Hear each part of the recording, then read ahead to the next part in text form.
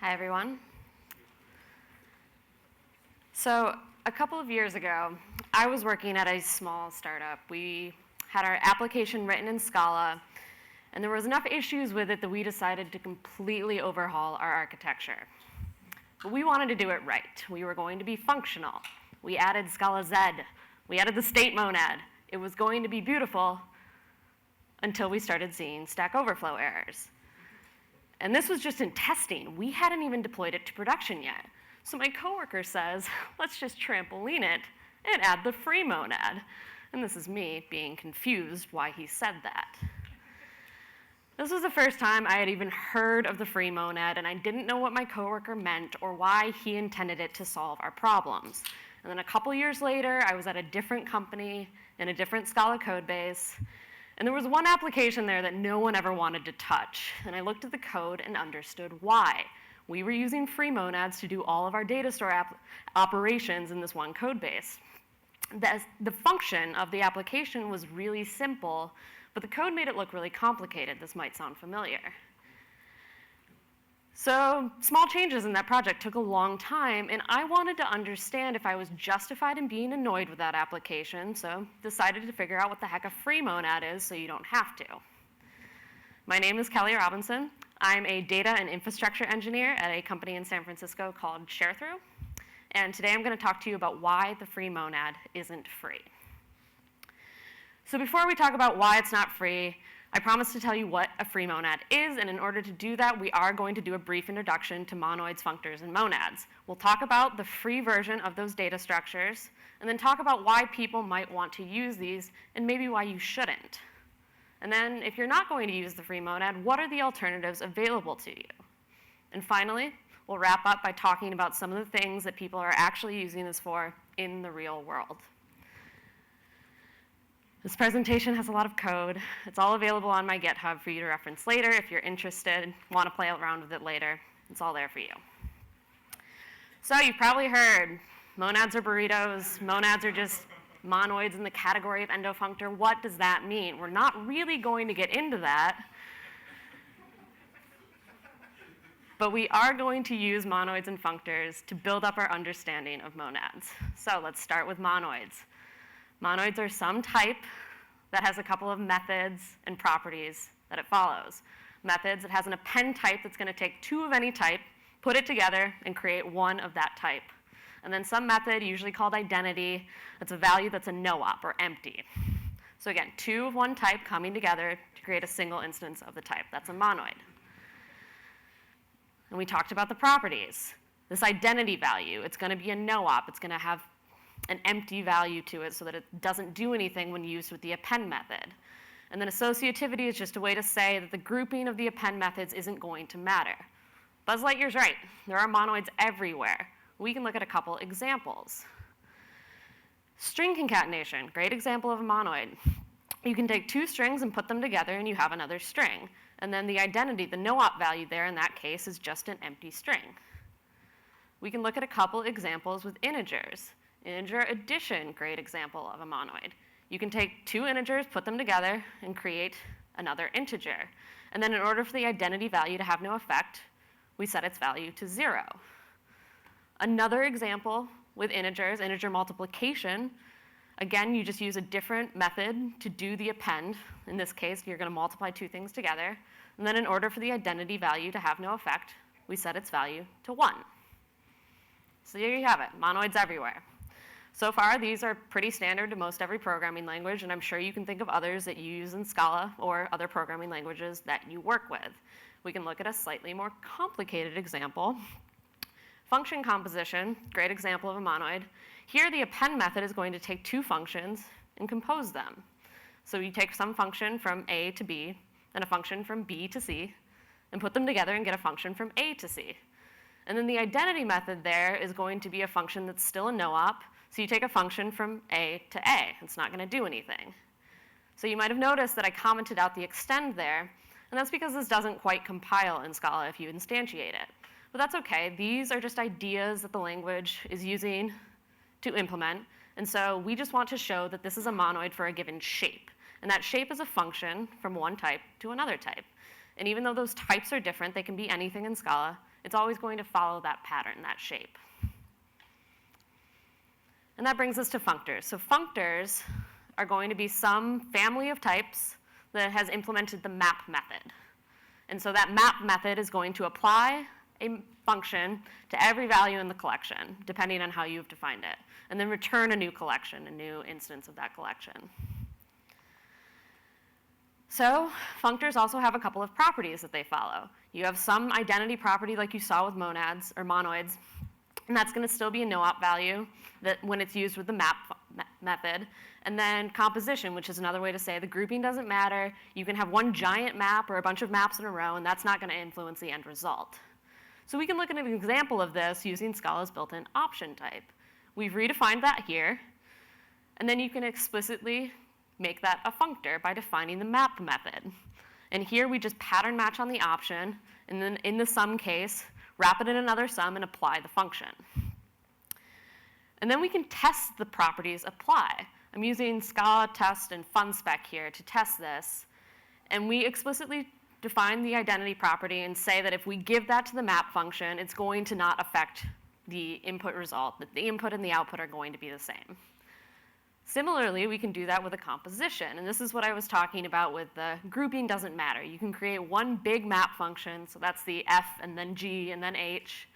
Or you can chain a bunch of maps together, and these are both going to evaluate to Scala. So a quick aside here. For all practical purposes in Scala, functors and endofunctors are the same thing. Endo is a way to say mapping from one category to itself. And in Scala, that's going to mean mapping from a Scala type to a Scala type.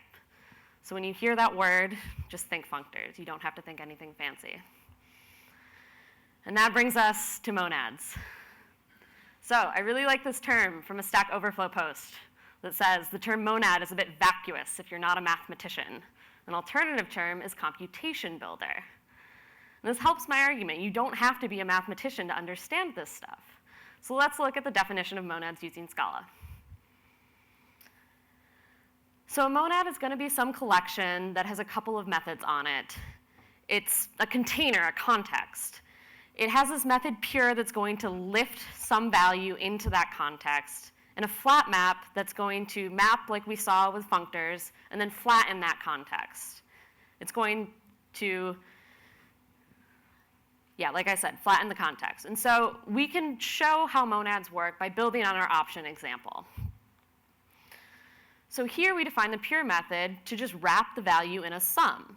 And that's going to create the option, build the container. And then when we flat map, very similar to the map operation before, we pattern match and then apply the function in the sum case. Here we don't have to wrap it in the sum again because we don't want to keep building up those contexts. We don't want to return a sum of sum of sum. The interesting thing about this is now that we have the monad operations of flat map and pure, we can work backwards to define the functor and monoid operations.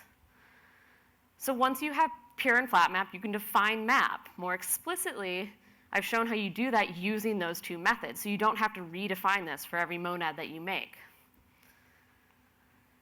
And similarly, you can use flat map to define append as you're concatenating or appending things together. You can use flat map to do that.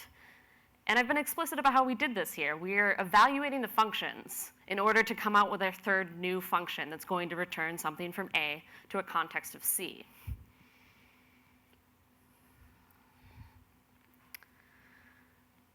And the laws apply.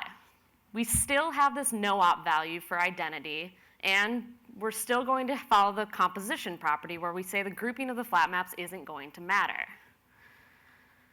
So we talked about how mapping is useful for composition. It allows you to compose value, and that's useful for managing side effects.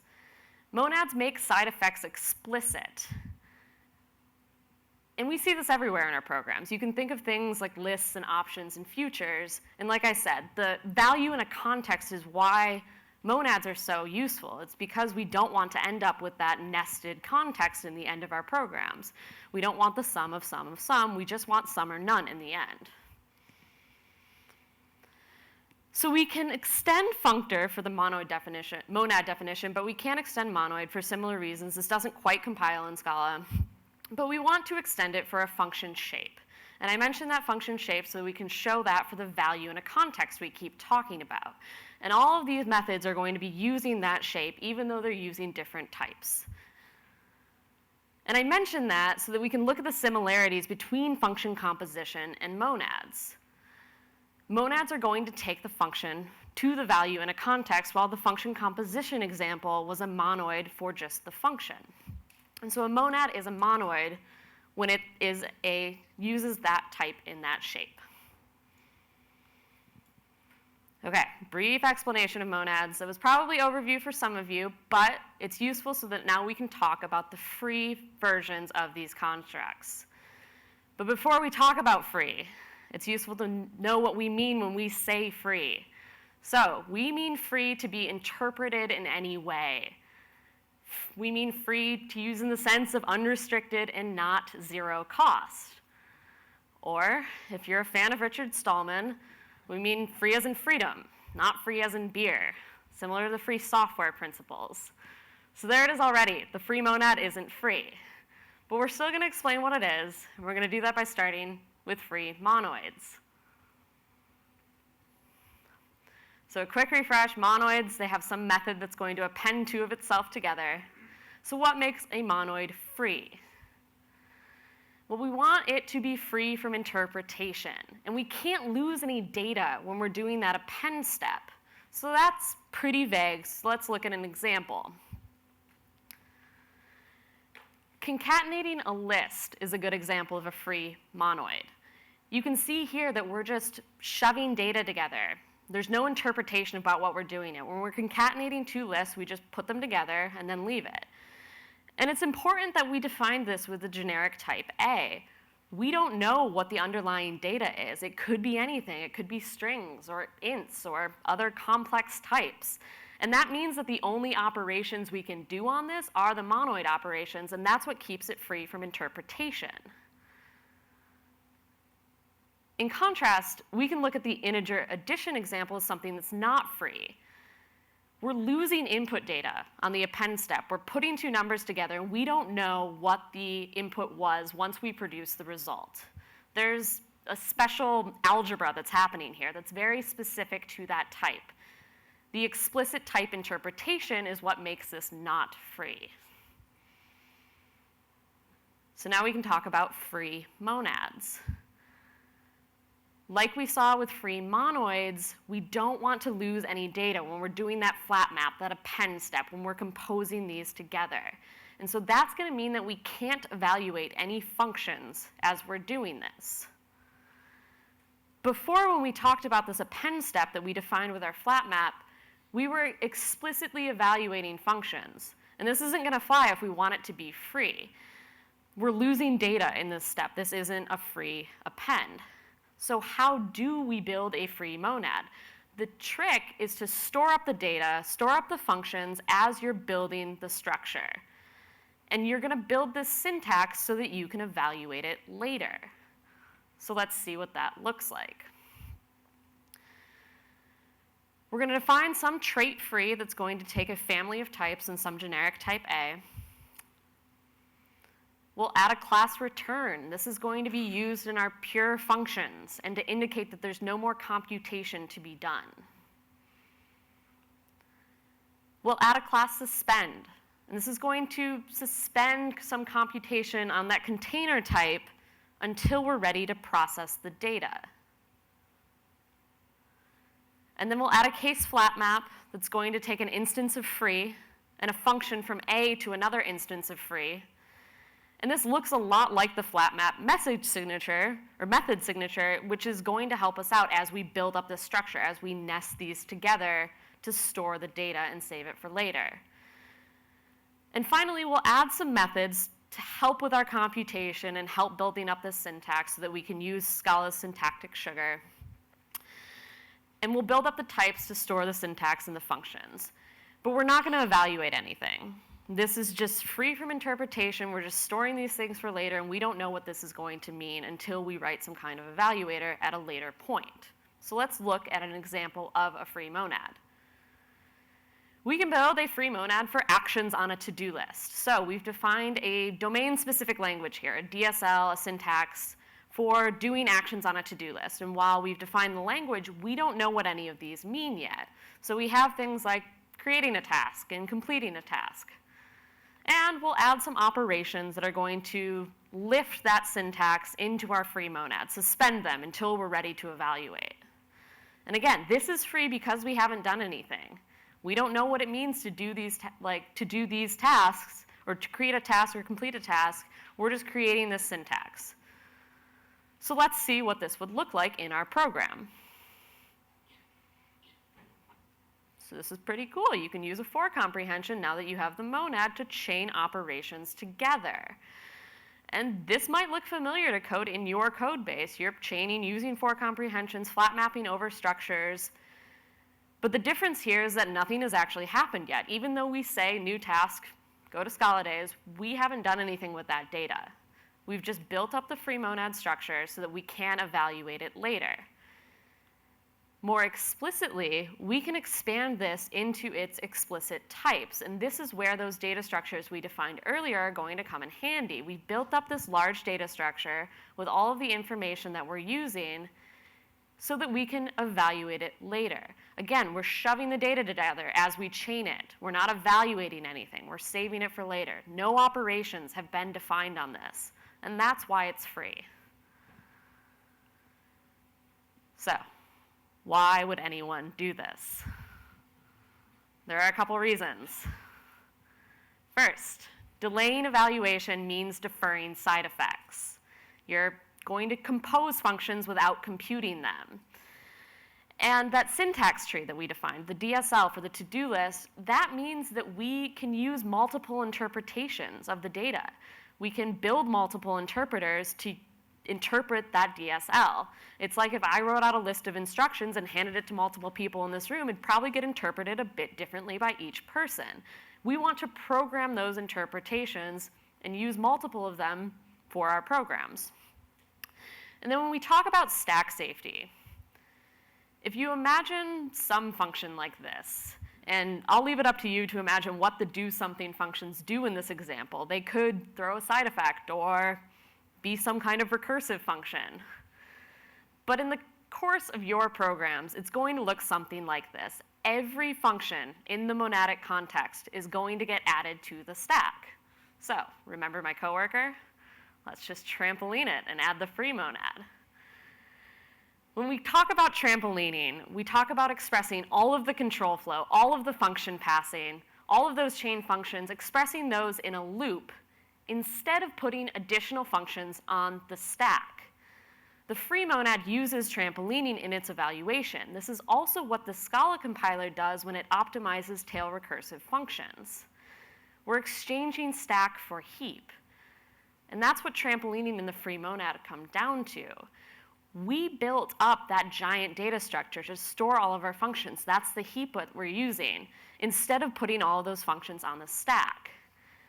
When we built up this data structure, we built up all the heap, and we want to make sure that we take advantage of that and don't evaluate this using some other kind of recursion. We've already gotten this far. So when we have this list-like syntax, let's evaluate it using a loop. So now we can look at what it's going to be when we evaluate these functions. So let's look at the function signature.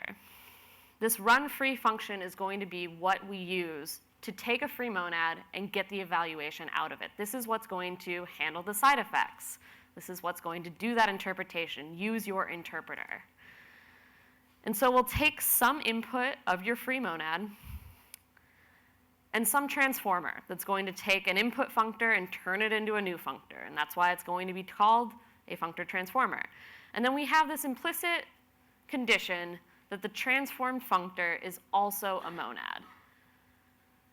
The tricky part about this is going to be that the functor transformer, but this is what's going to allow us to have a generic way to have those multiple interpretations. So when we talk about functor transformers, you might also hear these called natural transformations, but that's kind of a vague term, or I've included that symbolic operator, that squiggly arrow, but we all know how hard those are to search. So I've been very explicit here and called it a functor transformer because that's what it is. So let's look at the function body. This is already a lot of code, so I've intentionally left a lot of it out. But the important parts are that we're going to pattern match on the case of the free monad, if it's a return or a suspend or a flat map. And then we're going to use tail recursion as much as possible to keep this trampoline, to use this in a loop, to run it in a loop and do that evaluation in a stack-safe way. One thing I will mention is what happens on the suspend cases. And this is where we're going to apply that transformation. So we take our input functor, and that is going to be like that to-do class that we defined, and then we're going to transform it into something new. And we can talk about what those interpreters look like, but first, we can be even more explicit about how we run this. So this might look a little weird to you if you're used to a functional style, but this is a really good representation of what's happening under the hood. We're going to run this in a loop, and the business logic here is going to be exactly the same as it was for the tail recursive version, but it's just being explicit, showing that you can do this by running it in a loop.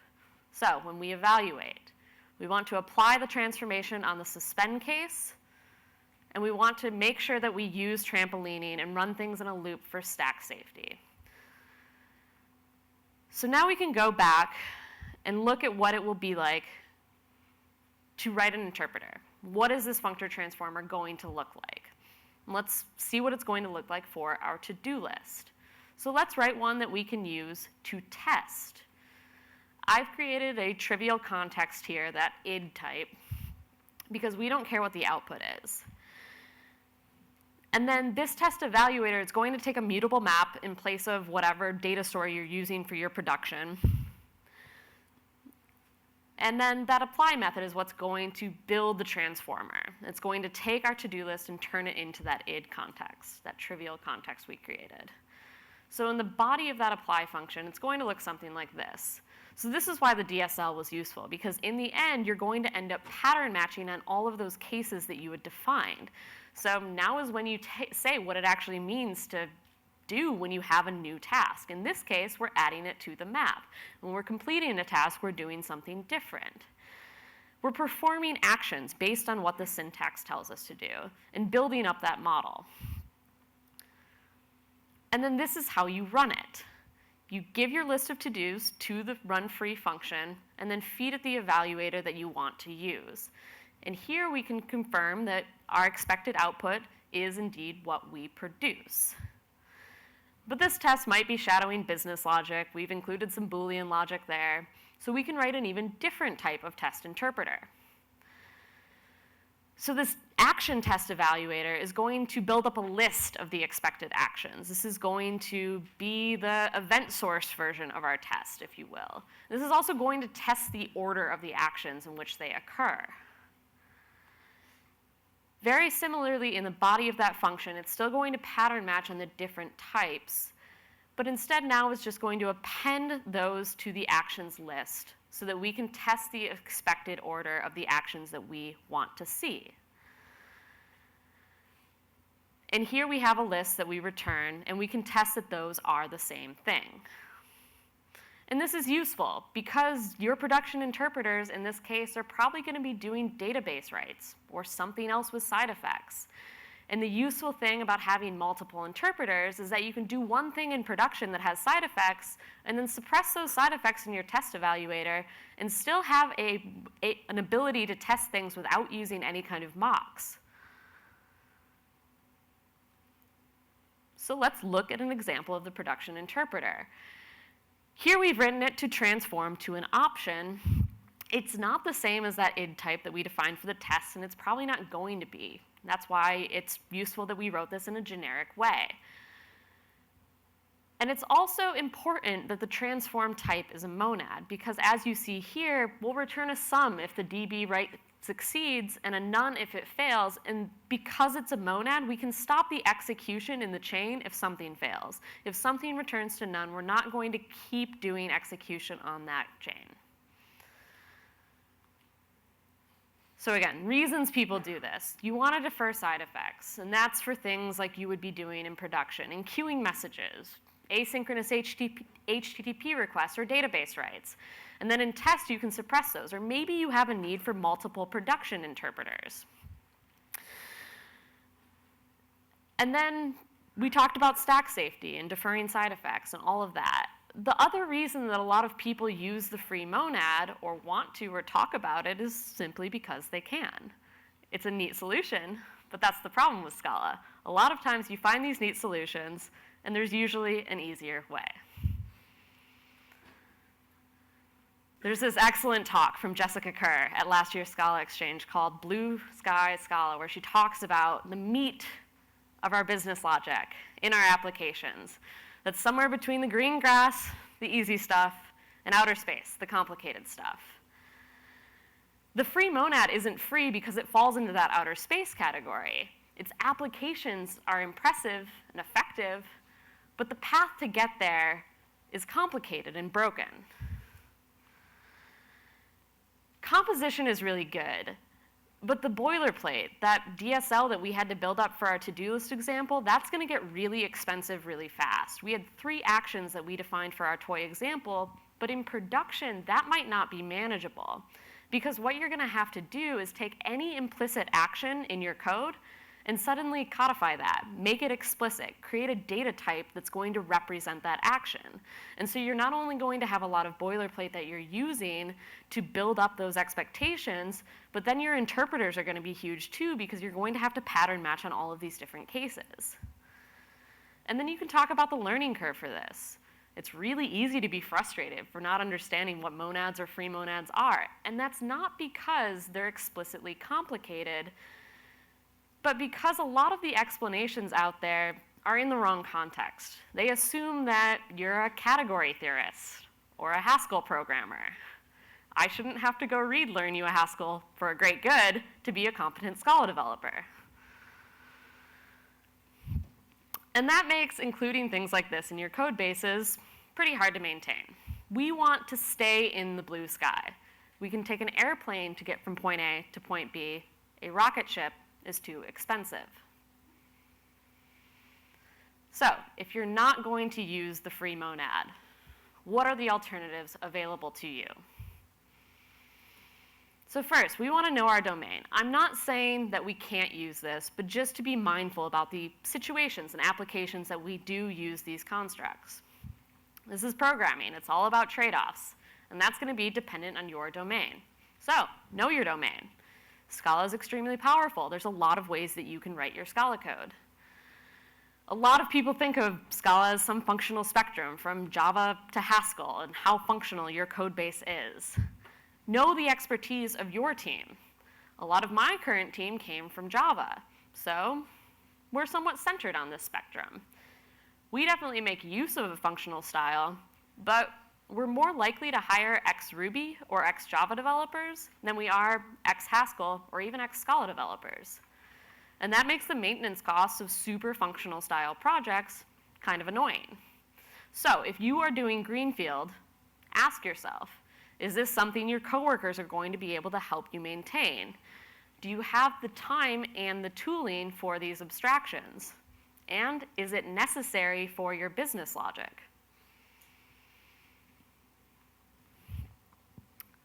And this motivates how we think about our alternatives.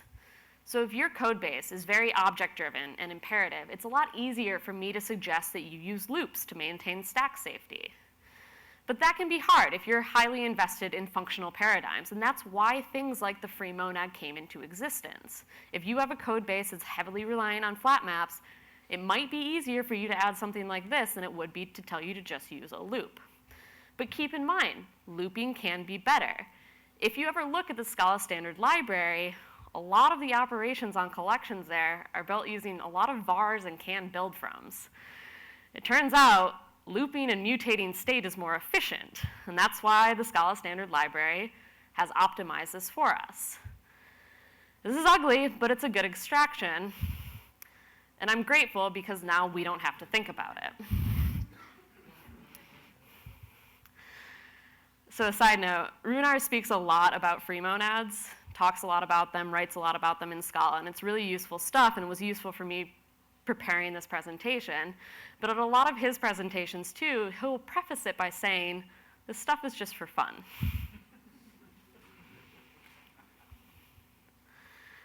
So we can talk about alternatives for managing side effects. You can use other built-in monads in the language, option, either. And you can error handle over exception-prone code. Keep in mind, you might not want to suppress all of your side effects. Things like logging are really helpful. And if you have a free monad, you're not going to see any of your logs until the very end, which is annoying. And then I wanted to mention a project that was talked about at last year's Scala by the Bay. Rob Norris talked about his project called Doobie. It's a free monad abstraction layer on top of the JDBC.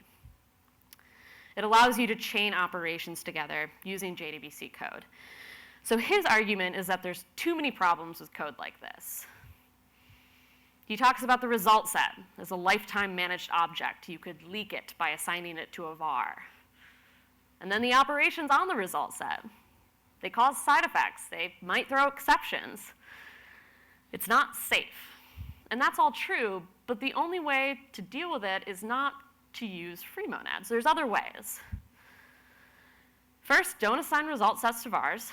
And error handling is good, but Martin Odersky probably isn't going to smite you if you throw some code into a try except block. So here's an example of some code that I wrote a couple months ago. You can't chain it, and I'm aware of that, but it does its job to handle exceptions. And it was a pretty easy fix for an internal service of ours that we just wanted to suppress the errors that were coming from some SQL code that we were writing. We didn't want to be servicing stack errors for internal services. And so this worked, and it was an easy solution to a production service that was otherwise pretty stable. We didn't want to invest a lot in it. This stuff is all about trade-offs. If there's an easy way to make something more functional, I'm usually going to take that. But keep in mind your domain. So now we can talk about some of the real practical use cases that we see of this. If you are going to be using the free monad, you don't have to implement this yourself. Scala Z and Cats are both functional programming language libraries for Scala that you might be familiar with. These both have implementations of the free monad built in, and a lot of other data structures that use the free monad underneath. We can talk about that in a bit. But again, if this is something that you want to play around with or you're interested in learning more about, you can see how these libraries have implemented this code. So, other examples of people that are actually using this. I talked about Doobie. For all of my talk of alternatives, it's a pretty good library. The abstractions are really clean, and Rob Norris seems like a nice guy, so if you have any questions, I'm volunteering him to help you out. And then we can talk about Scala Z's concurrent task. This is something that's pretty common, used for concurrent programming, multi-threading. Here's an example of how we use it to enqueue messages to Amazon SQS. And this is really useful, and it uses the free monad underneath. Nothing is happening until you do that attempt run. It's just building up a data structure underneath, trampolining it on its attempt. This is a clean abstraction, and I'm really grateful for it because underneath, it looks something like this. And that's just the object instantiation. You might love working with type lambdas, but I don't want to have to think about that during my daily job. And this is a type of code that motivated this talk, somewhat from a place of pessimism. So what happened with my experience? So shortly after, the coworker suggested that we solve our Stack Overflow errors by using free monads. He left the company. We refactored some recursion and never added a free monad to that code base. And that was good, because at that time, we were writing a backend to a pretty basic web app. And in our case, even though we were using a lot of monadic code, Stack Overflow errors meant that we had grossly overcomplicated something in our business logic. I understand some of you might have large-scale problems that necessitate these kinds of abstractions, but in that situation, we could avoid it. And then there's that data store application that no one ever wants to touch. And after doing a lot of this research in the last year, I concluded that the issues with that program were not related to the fact, or semi-unrelated to the fact, that it used the free monad. It was definitely over-engineered, though, and I think that's part of the problem with abstractions like this. It's really easy to over-engineer using these things. We have to keep in mind, most of us are getting paid by a company that's trying to use us to make money.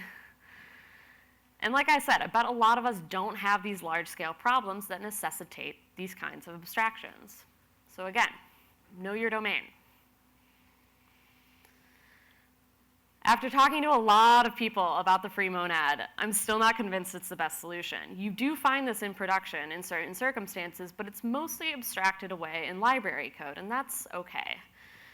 And I can see how it does make those libraries composable and safe, and maybe why certain things like Doobie and Scala Z are using it under the hood to optimize.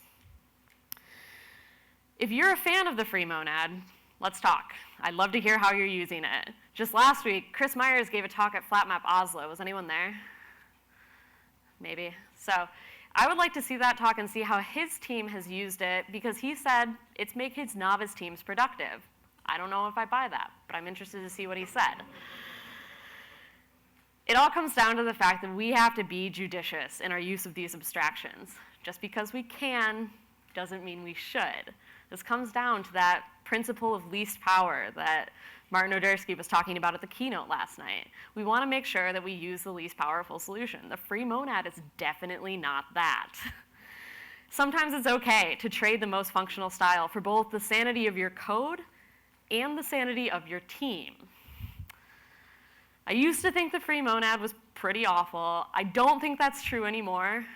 But if you're like me about a year ago and someone is talking about introducing this into your code base, I hope I've given you some tools to evaluate whether or not that's a good idea.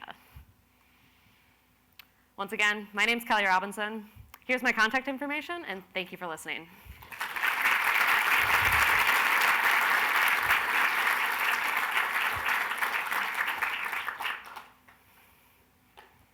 Questions? Yeah. So one of the things you mentioned against the use of free was your ADT may grow a lot. You're going to end up with a lot more nodes that it's harder to handle. So that was true, but I think like a year or a few months ago in Cats and Scala set, now you have like injecting products, Okay. which you can use to compose ADTs. So you can keep them very small and very granular, and they compose nicely. So have you guys tried those yourselves, or? No, we haven't, because no one wants to touch that code base.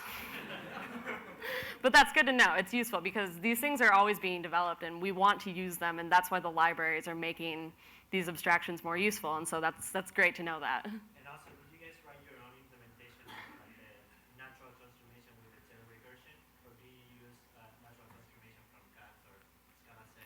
I don't know how we're doing it, or we did it in that program, actually. I think we were writing specific implementations of the natural transformation, because the other thing that you can do is you don't have to do this with natural transformations. You would just have to have a non-generic run function.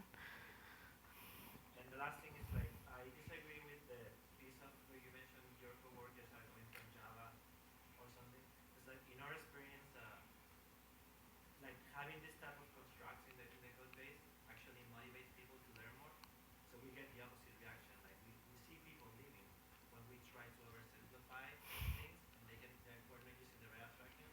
So I just want to play advocate there that it's sometimes a good idea to try to these new things that are being discovered in the academic side of things and try to apply it to the industry. And we do run a few applications that are built on top of free successfully. Have not had any problems. So.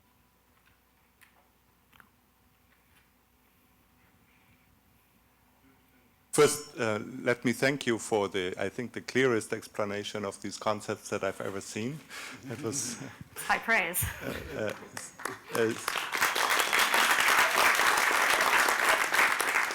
Second, when I saw the title of your talk, I thought you were also talking about the runtime costs, because I never measured these things, but my suspicion is that once you jump through the hoops of a free monad, you lose 1 to 2 orders of magnitude in performance. Have you any experience or data that could corroborate that claim or contradict it?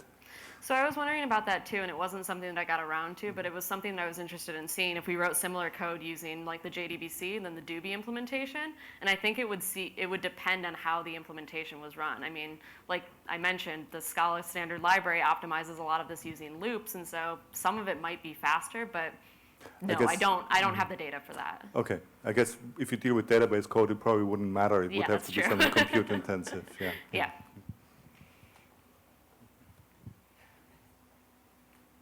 Anyone else? Thank you.